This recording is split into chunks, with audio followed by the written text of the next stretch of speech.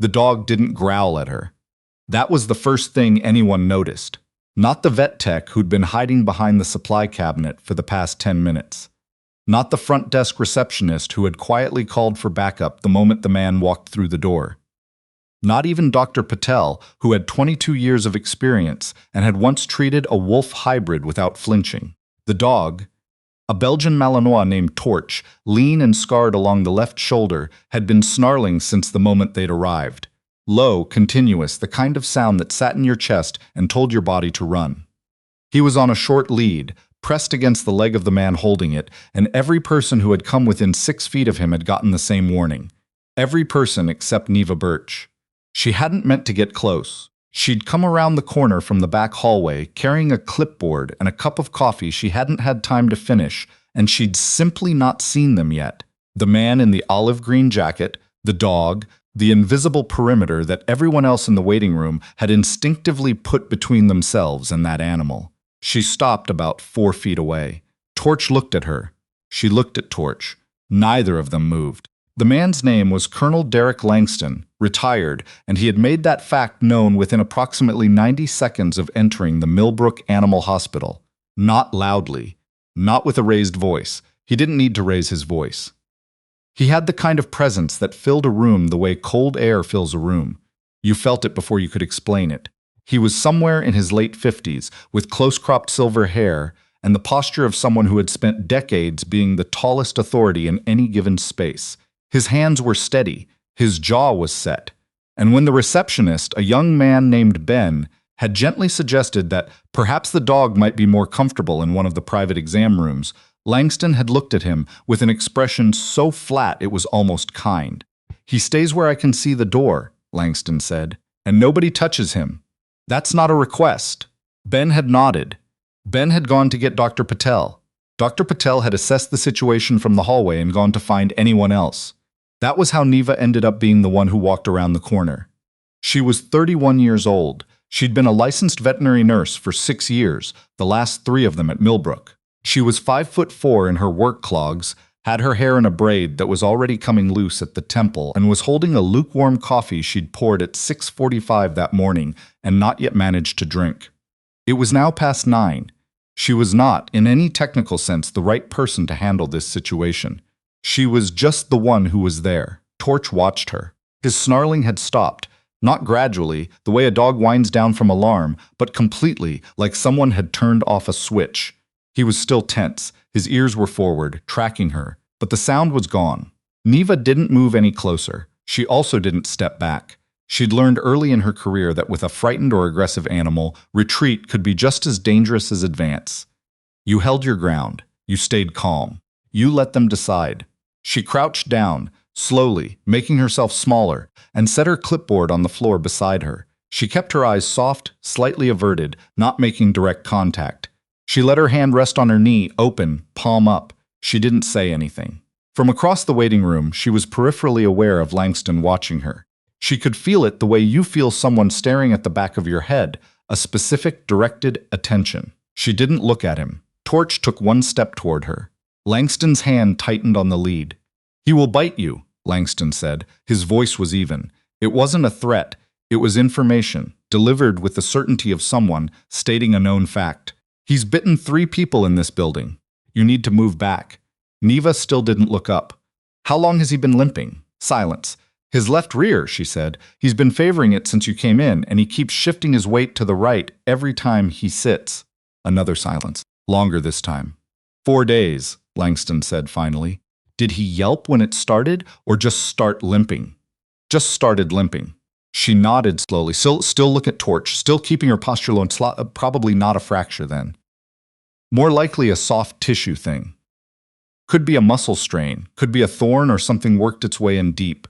Sometimes they hide it for a while, before it gets bad enough to change the way they move. Torch had stopped moving. He was standing about 2 feet from her now, his nose working, reading everything she was. "He's not going to bite me," Neva said quietly. It wasn't said to Langston. It wasn't really said to anyone. It was the same tone she used when she was talking an animal through something hard, low, certain, meant only for them. She heard Langston make a sound, not a laugh, something shorter than that, and less kind. "Ma'am," he said, "I have handled this dog for 7 years. I know exactly what he will and won't do." She looked up then, not at Langston, at Ben, who had reappeared in the doorway to the back hallway, hovering with the expression of someone who desperately wanted to be useful and had no idea how. "Can you let Dr. Patel know we're going to need exam room 2?" she said. Ben disappeared immediately, grateful for a task. Langston said, "I didn't agree to anything." "No," she agreed, "but your dog is in pain, and he's letting me be near him, which means he's decided I'm okay." She looked up at Langston for the first time, fully and directly. "So I'm going to take him to the back and figure out what's wrong with his leg. You can come with us." Langston stared at her. She'd been stared at by harder men in harder moments and hadn't looked away. She didn't look away now. "What's your name?" he said. "Birch? Neva Birch." He studied her for another moment. Then he looked down at Torch. Torch was still watching her. His tail wasn't wagging, but he wasn't snarling. He wasn't pulling toward the door. He was just waiting. Patient in the way dogs are patient when they've made a decision and are simply waiting for the humans to catch up. Langston unclipped the lead.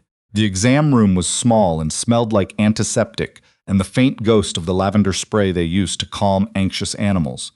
Torch stood in the center of it, and Neva moved around him the way she always did.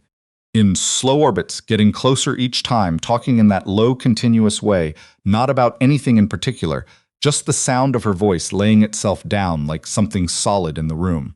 Langston stood by the door with his arms crossed and said nothing. Dr. Patel came in, assessed the situation with a look that Neva knew well, a look that said, "I see you have this under control, and I will do nothing to disturb whatever you've done," and took up a position near the counter where she could observe and assist if needed. Torch let Neva touch his back leg. He didn't flinch. He didn't turn.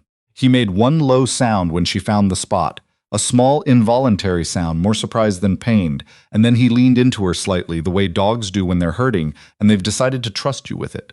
"There," she said softly. "There it is." She looked up at Dr. Patel. "Deep puncture, I think. Left calf muscle, above the hock. It's swollen and warm, but no drainage yet. We should get imaging." Dr. Patel nodded and moved to make the arrangements. Langston hadn't moved from the door. "He doesn't let people touch that leg," he said. His voice had changed slightly.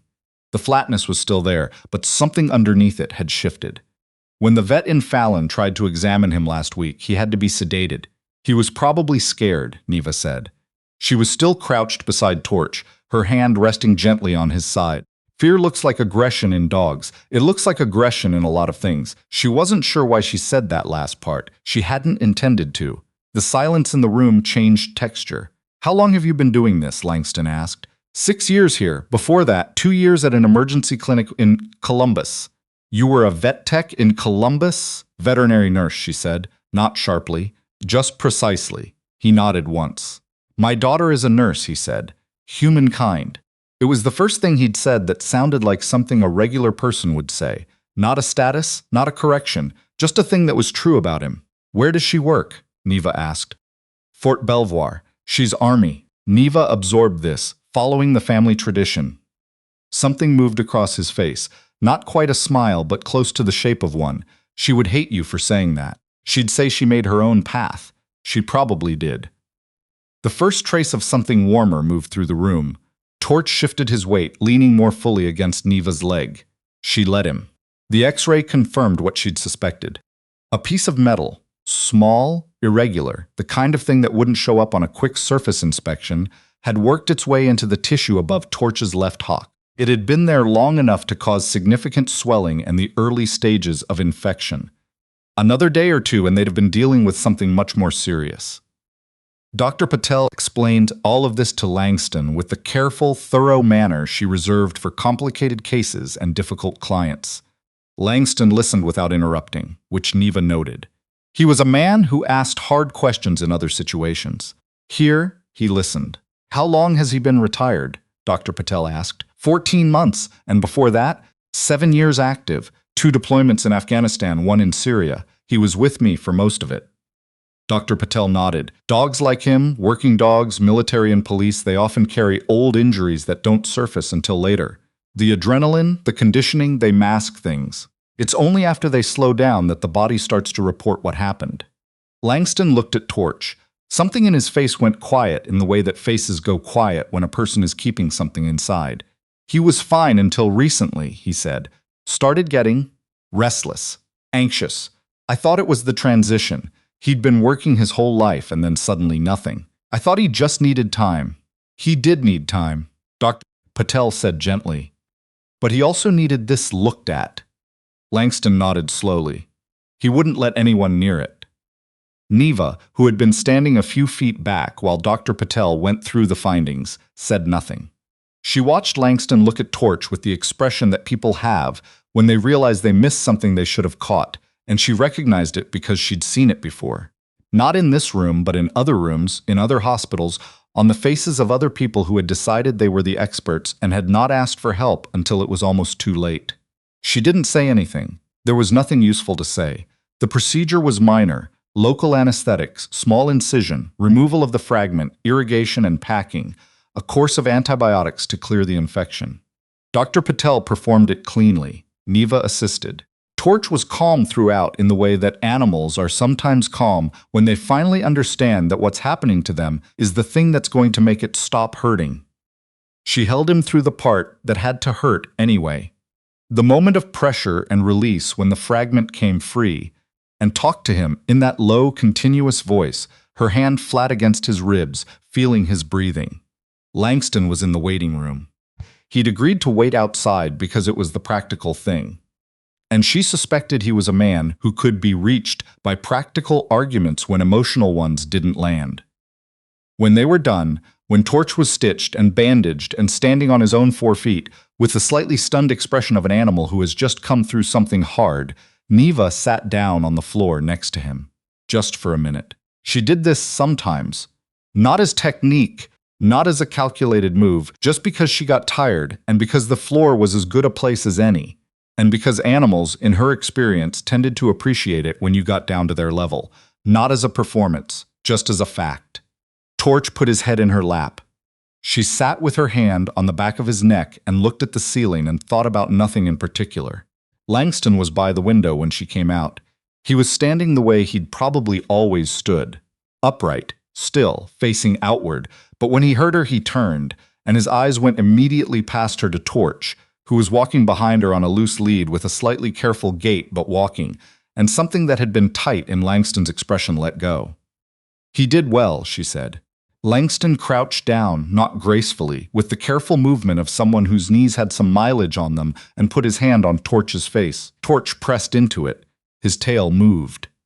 Langston stayed there for a moment. When he stood up, he didn't look at her right away. He looked out the window again. Then he looked at her. He doesn't do that, he said. Do what? Follow someone. Walk loose like that with someone he doesn't know. She looked down at Torch, who was now sitting beside her in the easy, comfortable way of a dog who has decided where he wants to be.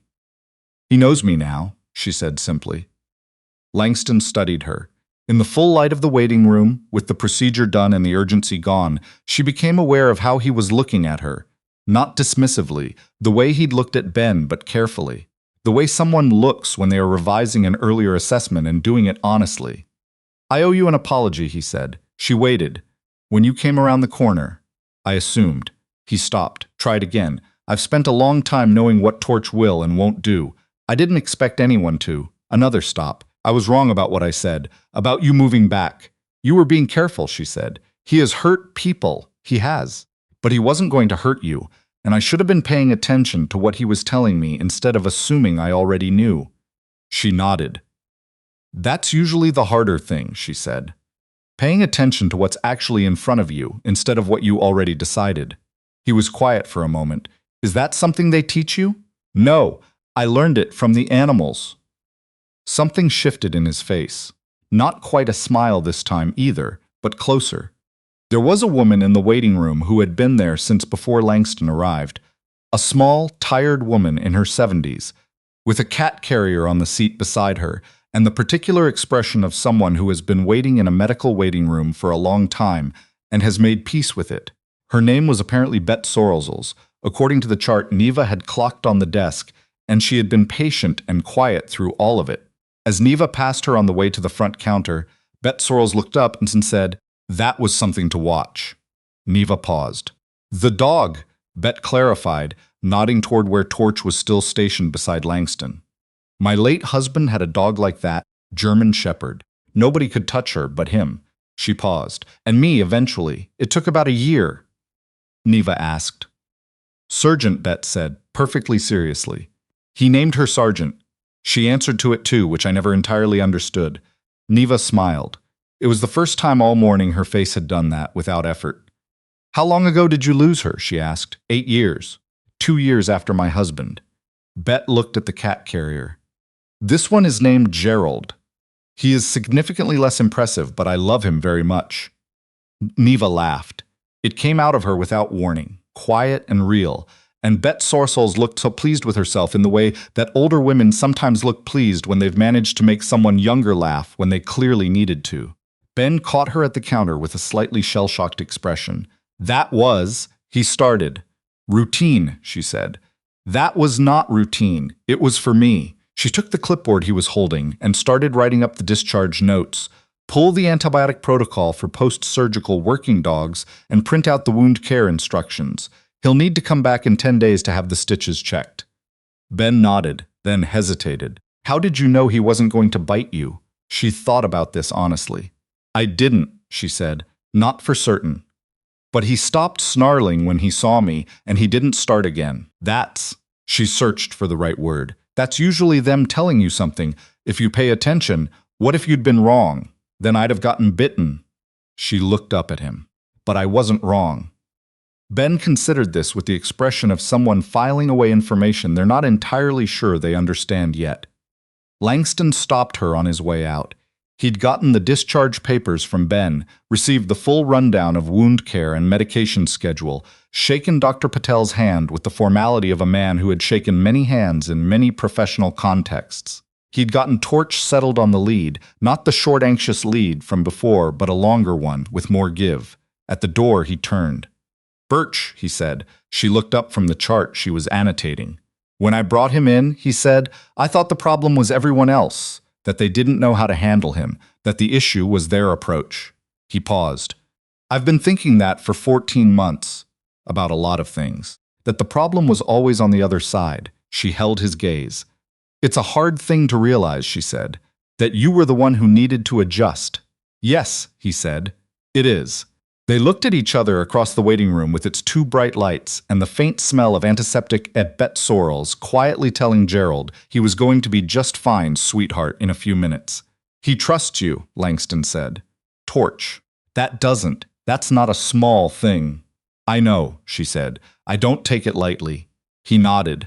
He looked at Torch one more time, the dog who had followed a stranger down a hallway, who had leaned into unfamiliar hands, who had let someone find the thing that was hurting him. And then he came Neva Birch, he said. She didn't say you're welcome, because it felt too small. Take care of him, she said instead. And if he starts limping again, even a little, don't wait 4 days.